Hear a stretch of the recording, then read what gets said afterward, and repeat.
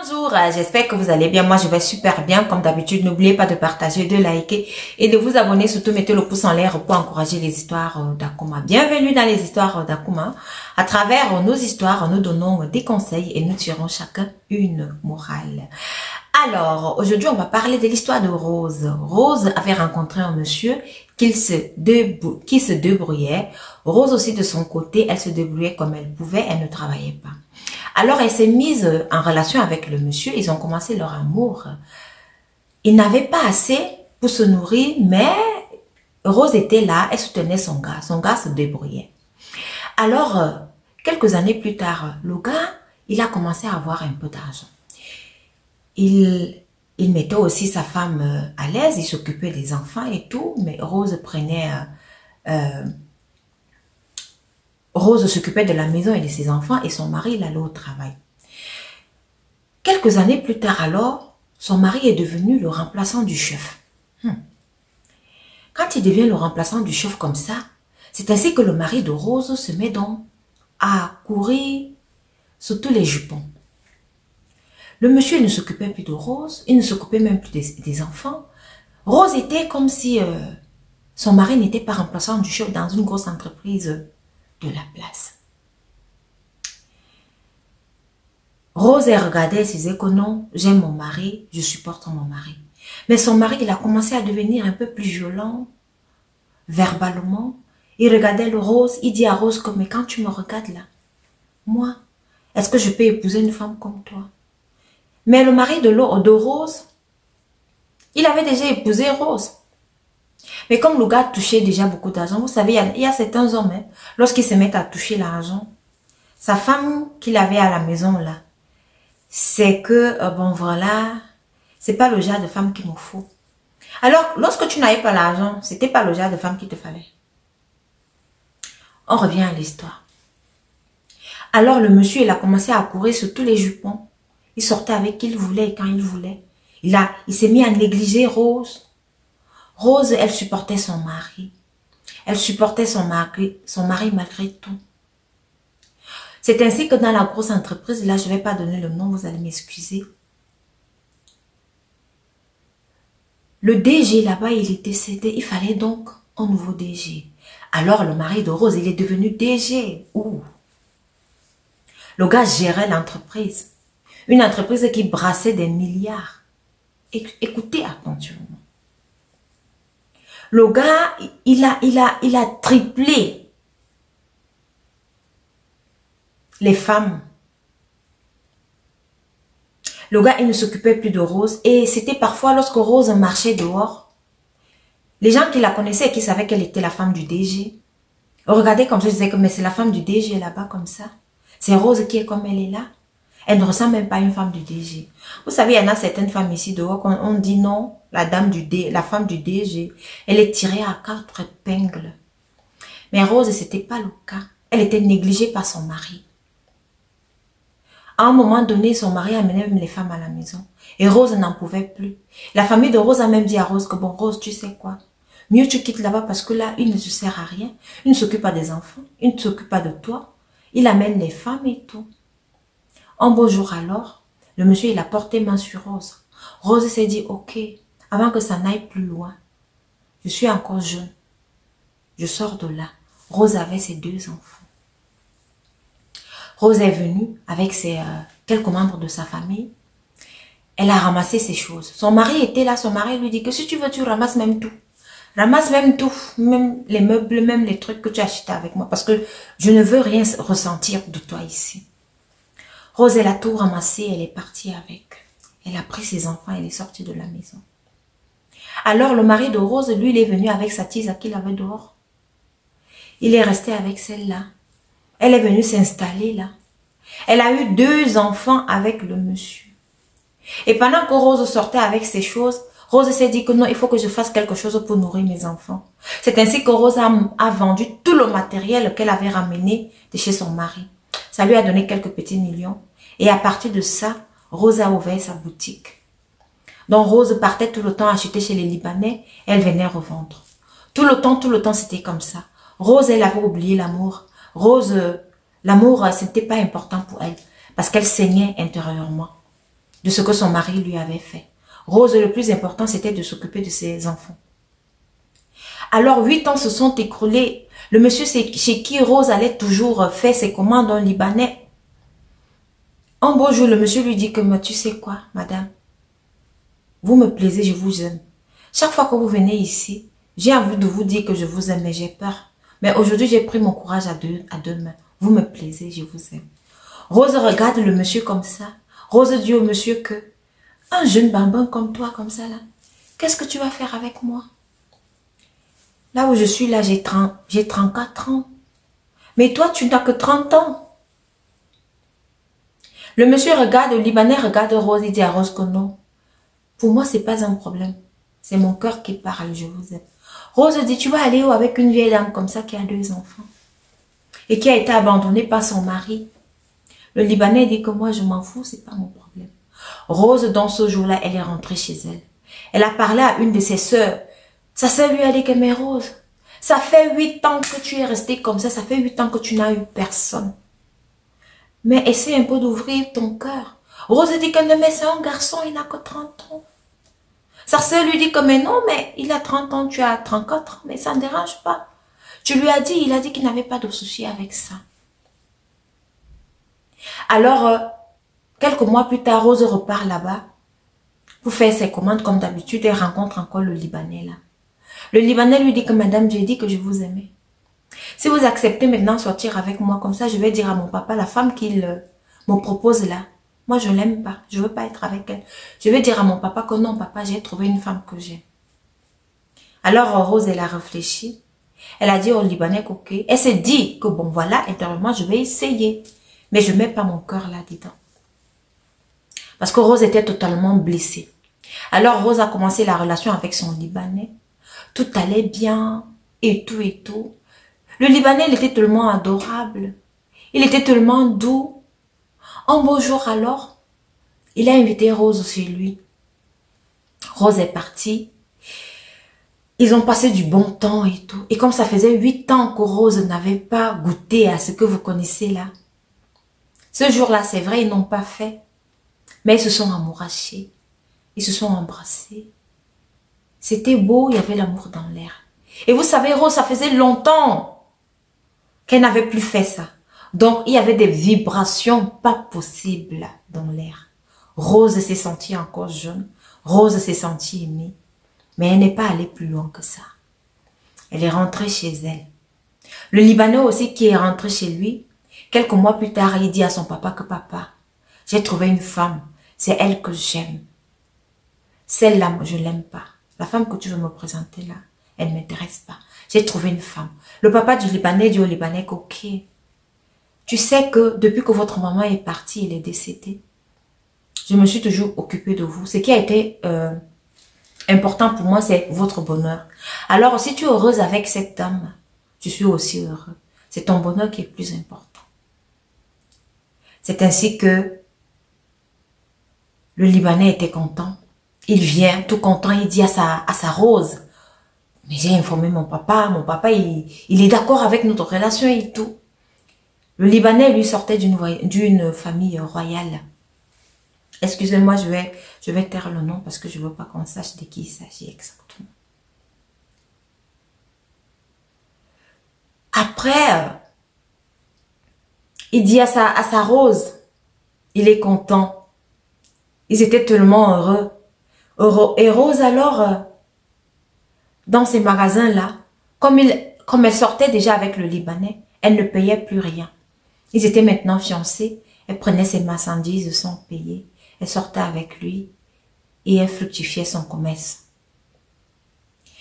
Alors, pendant qu'ils étaient donc dans la relation, Rose, elle est tombée enceinte. Elle dit au Libanais qu'elle est enceinte. Le Libanais lui dit que mais ça c'est un petit problème.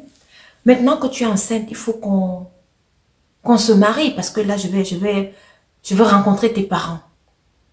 C'est ainsi que le Libanais il a dit à son papa que non, elle est enceinte. Il faut maintenant qu'on aille voir sa famille pour programmer le mariage. Le papa du Libanais, il a appelé toute la famille au Liban. Elle est descendue dans le pays. Excusez même le pays, je vais taire le nom parce qu'elle ne voudrait pas qu'on dise. Les gars sont descendus. Ils sont donc allés voir la famille de Rose. Tout le monde était content. Rose, avant, lorsqu'elle n'avait même pas de relation, elle avait le visage tellement aigri, tellement fâchée tout le temps. Mais là, Rose, elle scintillait. Elle était éblouissante, puisqu'elle était heureuse et puisqu'elle vivait de l'amour. Tout s'est bien passé. Ils ont fait la dot. Hein. Libana a dit que non, ma femme là, moi je la veux. Je veux plus perdre le temps. Je vais couper les détails. Il a fait la dot. Ils se sont mariés. Rose était heureuse. Elle vivait maintenant avec son Libanais. Rose, elle a accouché. Ces 2 enfants qu'elle avait, plus le 3e. Les 2 là étaient déjà assez grands parce que Rose s'est mariée, son premier mariage, elle s'est mariée quand même assez jeune. Et il y avait l'écart de 12 ans entre elle et son premier mari. Alors, quelques années plus tard, l'ex-mari de Rose étant dans sa maison, puisque c'était toujours le DG de l'entreprise, il se réveille comme ça, vers les 2 heures du matin chez lui. Il regarde sur le lit, il n'y a pas sa femme. Sa femme est où? Il cherche, il ne voit pas sa femme. C'est comme ça qu'il se lève, donc il se met à chercher dans toute la maison. Il ne voit pas sa femme. Il va voir le gardien, il demande au gardien que, mais où est ma femme? Le gardien le regarde comme ça. C'est comme si le gardien savait souvent. Il avait déjà constaté les rituels que la femme de l'ex-mari de Rose faisait. Le gardien dit qu'il ne connaît pas. C'est ainsi que l'ex-mari de Rose, alors, il tourne derrière la maison, là où il y avait la piscine. Il trouve que sa femme, elle est dans un cercle. Vous connaissez, vous voyez un peu le drapeau israélien. Il y a l'étoile là. C'était ce genre d'étoile qui était, elle avait fait ça par terre. Elle a mis les bougies et elle était au milieu.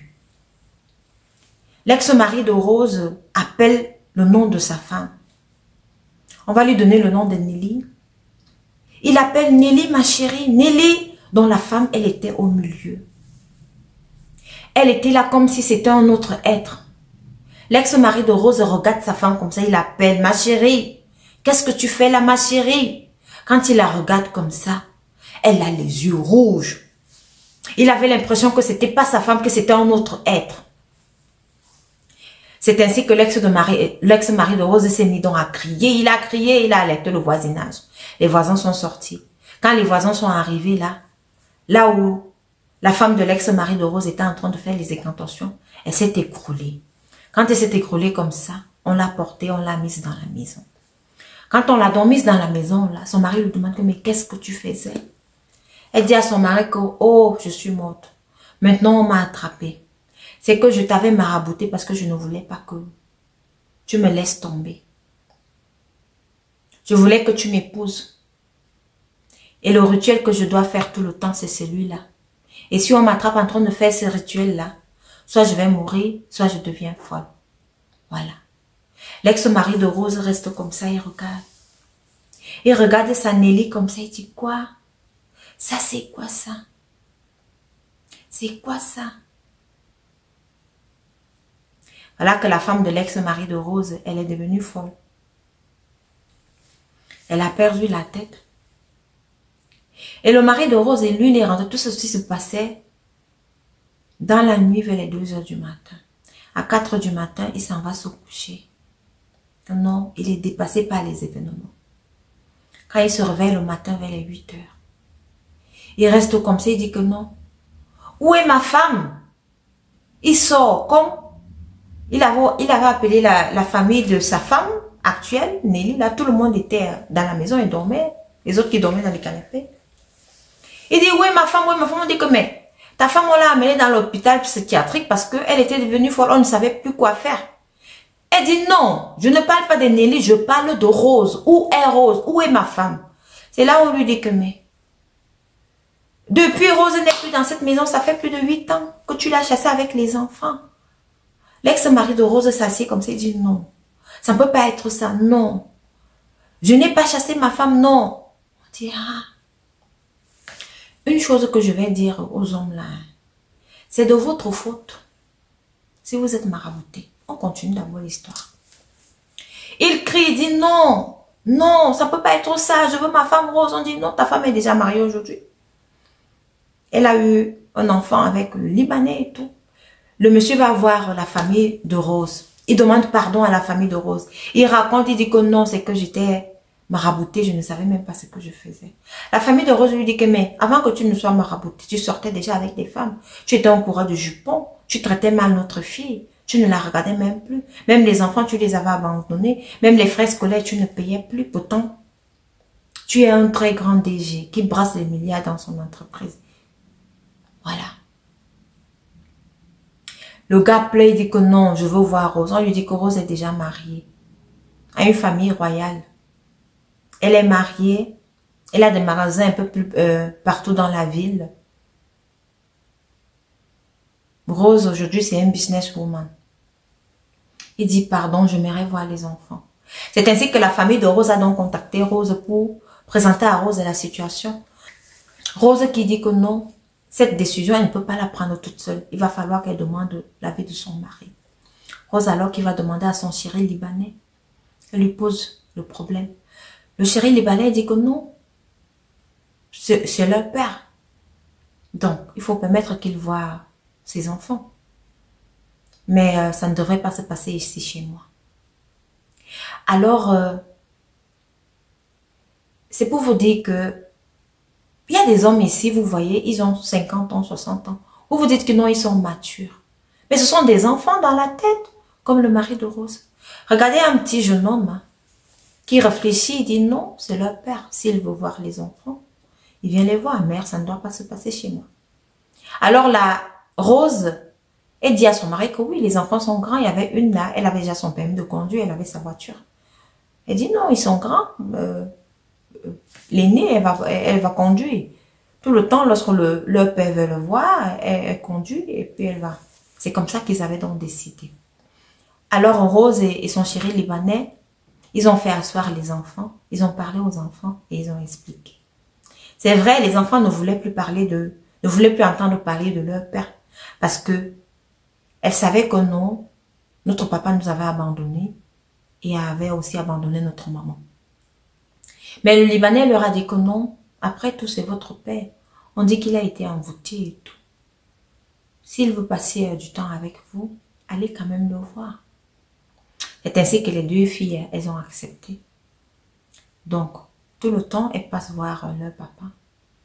Mais l'ex-mari de Rose, il est dépassé. Il n'a que le nom de Rose dans sa bouche. Il pleure sa femme, il dit que non, il veut sa femme.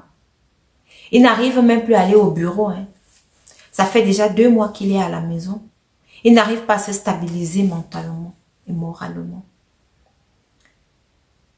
On l'amène dans les prières, on l'amène chez les psys pour qu'il puisse revenir en lui. Ce que je disais tout à l'heure, la morale de l'histoire. Les hommes là, j'ai déjà dit ça et je redis.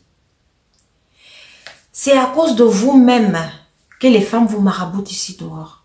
Parce que si vous laissez à une femme de venir vers vous, ou alors si vous êtes des coureurs de jupons, elles vont vous marabouter. Si elle voit qu'ici, elle veut son bonheur et tout, elle va vous marabouter. Mais si vous mettez de la distance entre une femme peut-être qui vient vous draguer et tout, si vous mettez de la distance, comment est-ce que la femme là va faire pour vous marabouter? Non. Il n'y aura pas de maraboutage. Et même, lorsque vous épousez une femme, lorsque vous n'avez pas encore d'argent, si vous aimez une femme comme, je sais pas, Jocelyne là-haut, cherchez une qui ressemble à votre idole. Parce que le jour que vous auriez l'argent, vous allez la regarder comme ça, comme c'était le cas du mari de Rose. Dis que non, celle-là, elle ne me mérite pas. Mais avant, elle te méritait. Aujourd'hui que tu as l'argent, c'est que non, tu regardes comme ça, tu dis non, elle ne me mérite plus. Je ne suis plus à ce niveau-là. Je ne sais pas ce que je vais faire avec elle. Voilà. C'était l'histoire de Rose. S'il vous plaît, dites ce que vous pensez de cette histoire dans les commentaires. Et surtout, n'oubliez pas de m'envoyer vos histoires au numéro qui s'affiche ci-dessous. Merci.